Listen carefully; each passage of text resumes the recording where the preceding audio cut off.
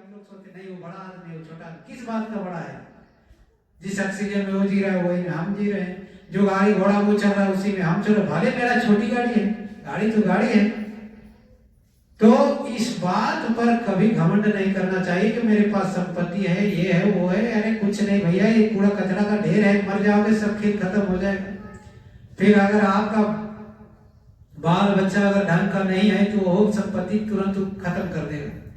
तो कहने का मतलब है कि जिंदगी मिली है, दौलत मिली है, तो इसका सदुपयोग करना चाहिए। ज्यादा धन है तो आपको जो है दान में देना चाहिए, सेवा में देना चाहिए, ताकि वो आपका परमात्मा में जुड़ जाए, आपका जीवन का राह जो है साफ हो जाए, आपका भक्ति का मार्ग पवित्र हो जाए। इसीलिए तो सेवा करवाया जाता है। अब हम लोग मुट्ठी बांध के करोड़ों रुपया बैंक बैलेंस कर देते हैं, बस जाओ दर दक्षिणा देना है, 10 रुपये फटल पुराना नोट दे दो भाई, बात खत्म।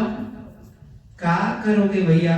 इसलिए गुरु महाराज ने कहा है कपटी भक्ति से काम नहीं होता, बिल्कुल निस्वार्थ भाव से गुरु के प्रति रोज दोगुना सुबह जब सुमरन ध्यान भजन में बैठकर मन को समझा करके मैं गुरु के प्रति मैं पूजा करने जा रहा हूँ, गुरु का पूजा करने जा रहा हूँ, मैं सुमरन ध्यान में बैठने जा रहा हूँ। हे मन, आधा एक घंटा तू मान जाओ, कई एक जन्म से तू भी दुख पा रही है और मैं भी दुख पा रहा हूँ, दुख उठा रहा हूँ, इसलिए 1 घंटा तुम बाधा मत देना, मैं गुरु का पूजा करने जा रहा हूँ। इस तरह से समझा करके रोज सुबह शाम हमको आपको बैठना है।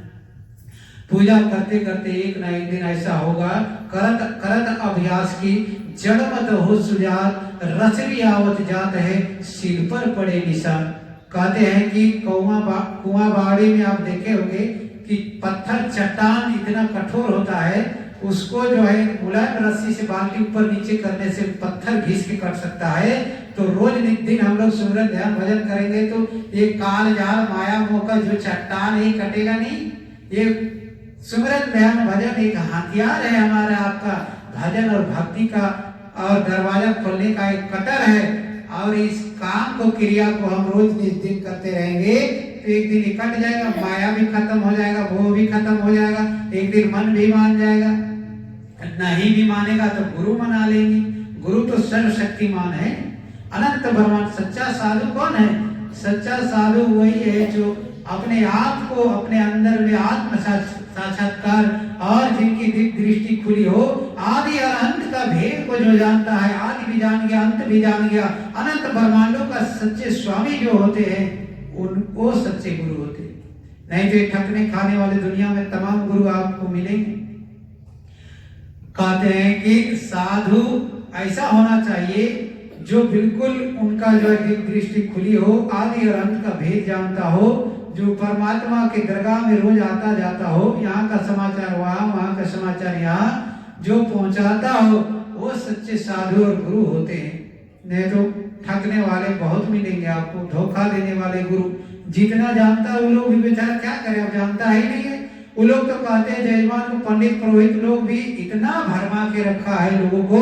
अगर उन लोग ये बात कहते अंडा मछली खाने से, दारू शराब पीने खाने से कितनों गंगा काशी तीर्थ मूर्त नहाव नरक में जाना पड़ता है, तो शायद आज 80% लोग मांस मदिरा नहीं खाते। लेकिन उन लोग कहते जजमान आप चिंता मत करो, 13 कर्मा में तो हम तो 5 लड्डू के पिंड प्रदान करेंगे, आपका दादाजी का राख मिट्टी के कुल्हड़ में भर के गंगा में बहा देंगे, मैं तो ठीका दिया हूँ, मैं पार लगा दूंगा, आप चिंता मत करो। 1000-2000 गांव ग्राम के लोगों को लड्डू पूड़ी खिला देना, चिट्ठी जारी कर देना, दादाजी का स्वर्गवास हो गया। अंडा मछली खाते रहो और महाकुंभ नहाते रहो, जजमान चिंता क्यों करते हो? गंगा मैया तो पाप धो ही देगी। बताओ कितना बड़ा धोखा है। अरे भैया, इसी को कबीर साहब ने कहा है, गंगा नहाए कौन नर तर गए, मेघवा न तरे जगह चल ही में घर है। अगर उसमें तरन होता तो उस पानी में मेंढक मछली तमाम जल के जीव वहां रहते हैं, उनका उद्धार नहीं हो गया होता? वहां मेंढक पड़ी रहती, मछली पड़ी रहती। ये धोखा है। 4 पंडित इसी तरह गंगा नदी में डूब करके पानी में, कमर भर पानी में और अंजलि से ऐसे पानी गिरा रहे हैं। और जब साहब कबीर बगल से गुजर रहे थे तो उन्होंने कहा कि भाई आप लोग क्या कर रहे हैं? कहा कि स्वर्ग में पितर लोक में अपने पुरखे पूर्वजों को मैं पानी दे रहा हूँ। कहा अच्छा, वहां तक पानी जा रहा है? कहा हाँ, कहीं जाएगा भाई। तो कहा अच्छा ठीक है। साहब कबीर भी उतर गए, वो भी कमर भर पानी में जा करके और ऐसे अंजलि में पानी गिरा रहे। कहा महाराज आप क्या कर रहे हैं? कहा 2 किलोमीटर दूर में मेरा सब्जी का खेत है, पानी के अभाव में सब्जियां सूख रही हैं, वही मैं खेत में पानी भेज रहा हूँ। तो पंडित वही बोलता है कि महाराज आप पागल हो, आपका पानी यहाँ से 2 किलोमीटर दूर खेत में कैसे जाएगा? तब साहब कबीर समझा रहे हैं, कहा कि तेरा पानी अंजलि का पानी जब स्वर्ग वैकुंठ पितर लोग जा सकता है मूर्ख आदमी, तो खेत में क्यों नहीं जाएगा? ये बात को सोचने समझने के लिए, वो समझाने के लिए कह रहे हैं कि तुम कितने धोखे में हो। जब यहाँ 2 किलोमीटर सब्जी खेत में पानी नहीं जा सकता अंजलि का, तुमको तुम्हारा पानी जो है स्वर्ग कैसे जाएगा? बेवकूफ आदमी। उनको समझा बुझा करके फिर साहब कबीर कहा कि ऐसे करने से कोई लाभ होने वाला मृत प्राणियों को कुछ नहीं होता है। अच्छा बुरा कर्म जो भी आप जीवन में किए उसका पनिशमेंट, सजा, और ये जो है गुनाहों का सजा जो है इसी में भोगना पड़ता है। आत्मा को इस शरीर से जीवन में किए गए बुरे कर्मों का हिसाब किताब कई जुग जुग तक आपको इस आत्मा को भोगना पड़ता है। यहाँ आप कितना कचरा करके जा रहे हो, लेकिन भोगेगा कौन? आत्मा। और ये यही शरीर एक नहीं है, ये मनुष्य शरीर स्थूल शरीर है। इसके आगे जब आप चलेंगे तो आपका जो है पिंड शरीर मिलेगा, पिंड शरीर के बाद अंडी शरीर मिलेगा, उसके बाद ब्रह्मांडी शरीर। ये 5 तत्व का है। अंडी शरीर जो होता है 17 तत्व का, उधर 9 तत्व का, 4-5 तत्व का, ऐसे करके है। तो ये सब ज्ञान कब होगा? जब हम आप भक्ति मार्ग में लीन हो जाएंगे, गुरु के प्रति श्रद्धा और अटूट विश्वास प्रेम के साथ भक्ति करेंगे। जब दिव्य दृष्टि खुलेगी, दिव्य दृष्टि खोलना इतना आसान नहीं है। गुरु महाराज ने कहा है कि जिस दिन मन रुक जाएगी, जिस दिन मन यहाँ पर एकाग्र इकट्ठा होकर के मन इंद्रिया ख्याल ज्ञान इकट्ठा हो जाएगा, मन रुक जाएगा, तो उसी दिन जो है झटाक से खुल जाएगा। और खुलने में 1 सेकेंड भी नहीं लगेगा। तब उस स्थिति में आप देखोगे तो प्रकाश ही प्रकाश, इधर भी उधर भी, जहां देखो प्रकाश से चारों तरफ जो है अनंत ब्रह्मांड, आपको तमाम देवी देवता दुर्गा सब उधर दिखाई देने लगे, राम कृष्ण सबसे आपका मुलाकात होना शुरू हो जाएगा। इतना पावरफुल चीज है। लेकिन मन माने तब तो। गुरु महाराज इसी क्रिया के बारे में तो बताए कि मन को, माया को, मोह को थोड़ा थोड़ा करके आप त्याग कर दो। त्यागने के बाद जो है एक दिन ऐसा आएगा कि आपका मन मान जाएगा। जिस दिन मान लिया उसी दिन आपका काम बन गया। नहीं बनेगा तो मैं हूं। जैसे कोई पिस्तौल से काम नहीं हो रहा है, बंदूक भिड़ा दो, बंदूक नहीं काम किया तो बम भिड़ा दो, बम नहीं तो परमाणु बम डाल दो, बस खत्म हो जाएगा। उसी तरह गुरु तो सर्वशक्तिमान है। हमारे आपके बनने ना बनने, करने ना करने से कोई फर्क पड़ने वाला नहीं है। लेकिन जिस दिन गुरु चाह लेंगे उस शक्ति का प्रयोग करेंगे और अपना काम कर देंगे, हमारा आपका काम को बना देंगे। लेकिन कब बना देंगे? जब उनके आदेश का पालन में आप जीवन भर चलेंगे। ऐसा नहीं कि चलो नाम दान ले लिया, घर में सुतल रहो, एडमिशन स्कूल में करा लिया, बच्चा घर में सुतल रहेगा तो पास करेगा? कभी नहीं कर सकता है। प्रेमी भाई बहनों, ऐसे समझ सतगुरु का आदेश का पालन करने में आपको कतई हिचकिचाहट नहीं होना चाहिए, बिल्कुल खुशी खुशी चलना चाहिए। और काफी समय से आप लोग सुन रहे हैं और हमारे माननीय श्री सुरेंद्र भैया भी आए हैं। उनसे निवेदन करता हूं कि कुछ गुरु महाराज की वचन वाणी आप भी हम प्रेमियों के बीच में प्रकट करें। और काफी गुरु महाराज के अनुयायी शिष्य बहुत करीबी रह चुके हैं, सेवादार गुरु के साथ में सेवा भी किए हैं। उनसे मैं प्रार्थना करता हूं कि वो आए मंच पर और हमारे आपके बीच में आप अपना जीवन लाइफ में जो अनुभव किए हैं गुरु महाराज के वचनों को, उसको हमारे आपके बीच में वो सुनाएंगे। तो कहने का मतलब है प्रेमी भाई बहनों, हमारा मानव जीवन जो है बड़े भाग से मिला है, बार बार मिलने वाला नहीं। आधा उम्र तो गया, 30-40 साल हम लोग का उम्र खत्म हो गया। अब कुछ आधा समय बचा है तो कुछ अच्छा करके यहाँ से चलेंगे भाई। विधि व्यवस्था सबका तो ठीक ठाक चल ही रहा है मालिक का कृपा से। कोई भूखे मर रहा है? पहले का स्थिति पता है ना सबको, गोदली मड़ुआ कोदो खाने के लिए कुछ मिलता नहीं था, भूखे लोग मरते थे। 1966 में बता रहे थे हम लोग का पिताजी सब, पेड़ का पत्ता खा खा के जिया है आज। वैसा स्थिति तो आज है नहीं। सबके घर में 4-4 सब्जी है, 4-4 अचार है, टीवी है, फैन है, फ्रिज है, कूलर है, गाड़ी है, घोड़ा है, सारा व्यवस्था, तब भी आप भजन नहीं कर रहे हैं। और तब अभी भी मांग रहे हैं, हे भगवान मेरा बेटा की नौकरी लग जाता, हे गुरु महाराज मैं मुकदमा से जीत जाता, गुरु महाराज मेरी बहू को बेटा नहीं हो रहा है। लो भैया, हीरे की दुकान पर मूली गाजर मांग रहे हो। गुरु महाराज तो आपको अनमोल खजाना दे दिया है।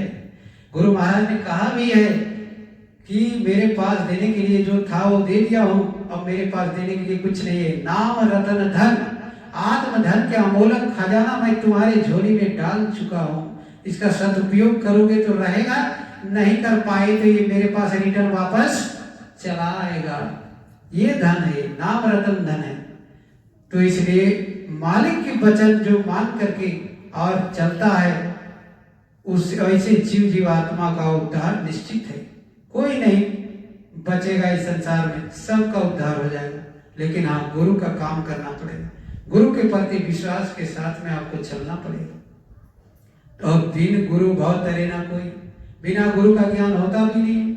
और दुनियादार के लोग तो कहते नहीं नहीं नहीं, अंडा मछली खाते रहो और तमाम जो पूजा पाठ गंगा तीरथ मूर्त, लास्ट में अंत समय में जो है तो हम लोग स्वर्ग चिरा देते हैं। क्या ऐसे कर देने से हो जाए? कहीं कतई नहीं होगा, ऐसा कभी नहीं होता है। नियम होता है, कानून होता है, उस अनुसार से आपको चलना पड़ेगा ना। अब हम लोग को करना क्या है, गुरु महाराज ने जैसे बताए उस हिसाब से हम लोग को काम करते रहना है। पूजा पाठ, भक्ति, भजन और सेवा भी हम लोग को करना है। यहाँ आश्रम में भी, घर में भी, माता पिता सबको सेवा करना है। हम लोग तो आज तो ऐसा देखते हैं सत्संगियों में भी, सास का मुंह पूरब तो बहू का पश्चिम, लड़ाई झगड़ा करके खंड खंड चूल्हा चक्की सब अलग हो जाता है। क्या पाठ पढ़ रहे हैं भैया? इतना दिन से जो आपको समझाया जा रहा है, पढ़ाया जा रहा है, गुरु महाराज ने पढ़ाया, सत्संग सुनाया, और अभी इतना आप सत्संग सुनते रहते तो फिर झगड़ा कैसे होता है? बात को कैच कीजिए, उस किसी भी परिस्थिति में उस बात को अमल करना सीखिए कि आखिर हमको कोई कुछ कह रहा है तो क्यों कह रहा है, हम में कोई कमी है, कोई खामी है जिसके कारण वो हमको कह रहे हैं, उसको आपको सुधारना चाहिए। नहीं तो अगर बहू बोल रही थोड़ा सा कि नहीं आपसे गलती, नहीं हम इतना पुराना बुढ़िया 75 साल हो गया और आज तुम हमको कल के आई हुई बहू हमको तुम शिक्षा दे रही, लो भैया हो गया, बुढ़िया मर गई, बचपन में वही हाल हो जाता है। एक बुढ़िया थी जो बचपन में मर गया, बुढ़िया है बचपन में कैसी मरी? तो इसका कहानी बड़ा गुड कहानी है कि 16 साल का नवजुवक युवा सत्य सनातन के मार्ग पर यानी नामदान पा गया और साधु रूप लेकर के वो भिक्षा लेने के लिए वो निकल पड़े। 16 साल का मात्र उम्र है। और चलते गांव में गया तो उस गांव में उसी दिन एक नया स्त्री का शादी होकर के अपने ससुराल में आई थी, अपने पतिदेव के घर में, उसी गांव में। तो उसी के संजोग उसी नई बहू जहाँ आई थी उसी घर में जाकर के अलग जगाने लगा साधु जी। तो साधु जी जब अलग जगाए तो नई बहू जो आई थी शादी हो गई, वो आती है बाहर करती, महाराज आप इतनी जल्दी कैसे आ गए? तो इधर से सन्यासी साधु क्या कहता है, कहता मुझे टाइम टेबल का कोई पता नहीं है। तो बगल कमरा में उसका ससुर भी था। कहा कैसा साधु है, दोपहर का चिड़चिड़ाती धूप है, इतना खतरनाक धूप, गर्मी का समय, और बता रहा है कि समय का मुझे होश नहीं, ज्ञान नहीं, कैसा सन्यासी है भाई? तब साधु एक और सवाल पूछ देता है, कहता है कि देवी आपका उम्र कितनी है? तो उसका ससुर सुना तो कहा कि भाई उम्र क्यों पूछ रहा है, ये साधु है कि कोई खुरापाती आदमी है भाई? तब कहा कि उनकी बहू जो थी उनका उम्र 20 साल है, और वो बोल रही है कि मेरा उम्र, उस साधु को बता रहे कि मेरा उम्र 5 साल है। तब उनका ससुर जब सुनकर कहता है महापागल बहू मैं शादी करवा के ले आया भाई, 20 साल का इनका उम्र और इस साधु को बता रही 5 साल मेरा उम्र है। तब तक साधु फिर एक और सवाल करता है, कहता है तेरा पति का उम्र क्या है? तब वो बहू बोलती है, कहा मेरा पति का उम्र 2 साल है। तब का उनका ससुर का और दिमाग खराब होते जा रहा है। कहा कि वास्तव में पागल बहू में लेके आ गया घर में। तब जो है उनका तो गुस्सा बढ़ते जा रहा है ससुर जी का। तब तक साधु फिर एक और सवाल किया, कहा कि आपका सासू माँ का आयु क्या है? तब तो बूढ़ा सोचने लगा उनका ससुर की तो बात तो उधर बेटा बहू में चल रहा था, लेकिन अब तो मेरे पत्नी तक बात पहुंच गई। अब मेरी पत्नी का आयु पूछ रही, पता नहीं अब क्या बोल देगी। कहा कि मेरी सासू माँ का उम्र 6 महीना है। तब बूढ़ा का और दिमाग गर्म हो गया। कहा कि 90 साल की मेरी बुढ़िया और मेरी बहू बता रही है कि 6 महीना। तब तक साधु जी एक और सवाल कर दिया, कहा कि आपका ससुर जी का आयु क्या है? तब उन्होंने कहा कि अब मेरे पर आ गया, भैया अब क्या न क्या कहेगी ये। कहा ससुर का जन्म ही नहीं हुआ है। लो, उसका तो खोपड़ी और खराब हो गया। लाठी उठाया, कहा कि आज साधु और सन्यासी आज हम तेरा खोपड़ी तोड़ूंगा। लाठी लेके नीचे आया। कहा कि क्या नाम सनाम तू लोग दोनों में बहस चल रहा है भाई, कैसे सवाल जवाब करे, उम्र आयु ये क्या मतलब है? तब जो उसकी जो बहुत ही बड़ा समझदार थी, कहा कि पिताजी जो मैंने इनसे सवाल पूछा या जवाब दिया, इन सवाल और जवाबों का जो है संसार से कोई रिश्ता नहीं, कोई लगाव नहीं।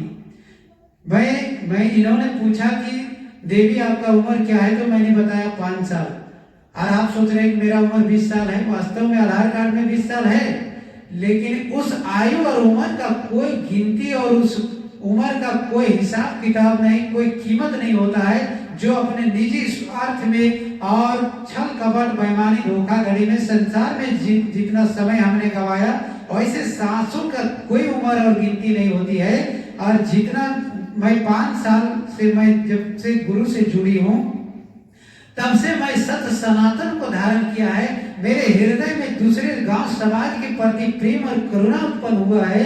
और ऐसी स्थिति में 5 साल से जब से मैं गुरु का आदेश के पालन में मैं चल रही हूँ, ऐसे सांसों के परमात्मा की दरगाह में गिनती होती है। अब पिछले में मैं जितना जो 15 साल गुजार दिया, वो तो धोखाधड़ी में, चोरी डकैती बेईमानी में, मांस मदिरा में, खाने पीने में, ऐसे सांसों की गिनती और उम्र का परमात्मा कोई कदर नहीं, कोई उसका हिसाब किताब गिनती नहीं होता। इसीलिए मेरा तो असली आयु 5 साल ही है। कहा रे बाप रे बाप। तब उनका ससुर जी कहते अच्छा, तब तो यही बात बेटा पर भी लागू होता है। कहा बिल्कुल बेटा, देखिए ये 23 साल उम्र तो अभी 25 है, लेकिन 23 साल तक गंजेड़ी, शराबी, कबाबी, बीड़ी, सिगरेट और तमाम जो है बुरे कर्मों में ये उलझा हुआ था। लेकिन पिछले 2 साल से सत सनातन को जाना है, धर्म को जीवन में धारण किया है और अपने माता पिता का सेवा में लगा है, गांव समाज का सेवा में लगा है। ऐसे समय और ऐसे सांसों की जो है परमात्मा के दरबार में गिनती होती है।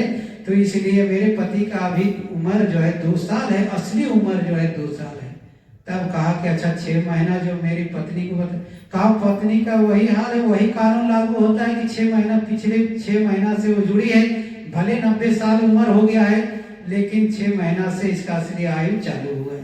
और कहा कि मेरा तो जन्म नहीं बता। कहा था आप तो अभी तक गुरु धारण किए नहीं, बिना गुरु का किसी का उद्धार होता नहीं। आप भी गंजेड़ी, भंगेड़ी, ताश, जुआ, शराब में और मुर्गा, मछली, दारू, शराब में पूरा अनमोल मानव जीवन के अनमोल सांसों की पूंजी को आपने नष्ट किया। ऐसे सांस का, ऐसे उम्र आयु को परमात्मा लात मार के, ठोकर मार के किनारा कर देगा, आपको नरक 84 में डाल देगा महाराज। इसलिए आपका अभी जन्म हुआ नहीं, ज्ञान की कोख से आपका जन्म नहीं हुआ है। तब वो चरणों में गिर जाता है साधु के और कहता है धन्य हो साधु जी, आपने मेरा आंखें खोल दिया। अपने बहू को भी हाथ जोड़ दिया कि बहू मैं तो सोच रहा था कि तुम पागल हो, लेकिन तू तो सती सावित्री निकली। हम लोगों को जो है आंख खोल दी तुमने। अगर तुम नहीं बताती, अगर ये साधु नहीं आता तो हम लोग तो नरके चले जाते। तब वो बूढ़ा भी उस सन्यासी साधु से कहता है महाराज मैं आपका चेला, आप मेरे गुरु, आप मेरा नामदान, दीक्षा, ये सब गुरु मंत्र जो है आप मुझे दे दीजिए। तब कहा मैं क्यों दूं, मैं तो एक खुद शिष्य हूँ, मेरे गुरु महाराज कहीं और रहते। कहा ठीक है, गुरु महाराज के पास ही चला जाऊंगा। तो उसका दिमाग में जब झटका लगा तो बूढ़ा भी गुरु के पास चला गया। इसलिए गुरु की हमारे आपके मानव जीवन में बहुत बड़ा जो है जरूरी है। और गुरु जब तक नहीं मिलते तब तक जीव का उद्धार होता ही नहीं। नारद मुनि का नाम आप सुनते होंगे, उनके पूर्व जन्मों के अच्छे कर्मों के कारण जो है स्वर्ग में यहाँ का समाचार मृत्यु लोक का स्वर्ग ले जाना, स्वर्ग का समाचार मृत्यु लोक लाना। तो विष्णु भगवान के पास वो ले जाते थे और वहां बताते थे। तब जो है नारद मुनि एक दिन हुआ का विष्णु भगवान उन्होंने कहने लगे कि नारद मृत्यु लोक में जाओ और तुम अपना गुरु बना लो, बिना गुरु का जो है किसी का उद्धार नहीं होता। तो नारद जी कहते हैं महाराज मृत्यु लोक में सब लोग मेरे पूजा करते हैं, सब तो हमको गुरु बनाते हैं, सब गुरु मानते हैं हमको। तब विष्णु भगवान कहते हैं कि चेला बना नहीं और मास्टर ही बन गया, पहले आपको चेला बनना था। कहा अच्छा ठीक है। तो विष्णु भगवान बहुत समझाने लगे, कहते हैं कि बिना गुरु का ज्ञान नहीं होता है। निगुरा मुझको ना मिले पापी मिले हजार, एक निगुरा के सर पर लाखों पाप का भार। ऐ नारद मैं नहीं चाहता कि तेरी आत्मा नरक 84 में जाके फंस जाए, इसलिए तुम मृत्यु लोक में जा करके और गुरु बना लो। तब कहा महाराज सब तो मृत्यु लोक में हम ही को गुरु मानते हैं, पूजते हैं, हम ब्राह्मण कुल से हैं। कहा कि हम गुरु किसको बनावे? तो विष्णु भगवान कहते हैं कि सुबह सुबह वो जब सो करके उठोगे, जो तुमको सुबह में पहला आदमी मिल जाएगा उसी को गुरु बना लेना और उसी से तेरा काम हो जाएगा। तब जो है उन्होंने गुरु करके और मृत्यु लोक में आए और मृत्यु लोक में आने के बाद में सो करके जब उठे तो उन्होंने गुरु उनके मछुआरा थे, गांव का ही मछुआरा मिल गए और नदी के तरफ से वो आ रहे थे, इधर से जा रहे थे। दोनों बीच रास्ते पर जब मिले तो प्रणाम करने लगे। नारद जी कहा कि अरे पहले तो मैं प्रणाम करता था, आज तुम मुझे प्रणाम कर रहे हो, आप प्रणाम कर रहे हो, ऐसा कैसे हो सकता है? आप मेरे गुरु हो, आप ब्राह्मण कुल से हो और हम तो जात का मछुआरा है। कहा कुछ नहीं, विष्णु जी का आदेश हो चुका है। विष्णु भगवान ने कहा कि जब तक गुरु नहीं करेंगे तब तक किसी का मोक्ष मुक्ति आत्म कल्याण नहीं होता है, इसलिए आप मेरे गुरु, मैं आपका चेला, विष्णु भगवान का आदेश है। तो उन्होंने कहा अच्छा ठीक है। लेकिन वो मछुआरा जो थे वो मछली मारने का काम नहीं करते थे। जैसे सुफज महाराज थे वो गुप्त संत थे, संत महात्मा थे। तो उन्होंने फिर आए और उनको गुरु मंत्र दिए नदी किनारे। नारद जी मंत्र लेकर के और वहां से जो चले और उन्होंने विष्णु जी ने कहा बिना गुरु का निंदा और शिकायत करने से मेंढक जो नहीं तुमको लग गया है। तो वो चीज जब बताए तो मछुआरा जो गुरु बने तो गुरु जी कहे कि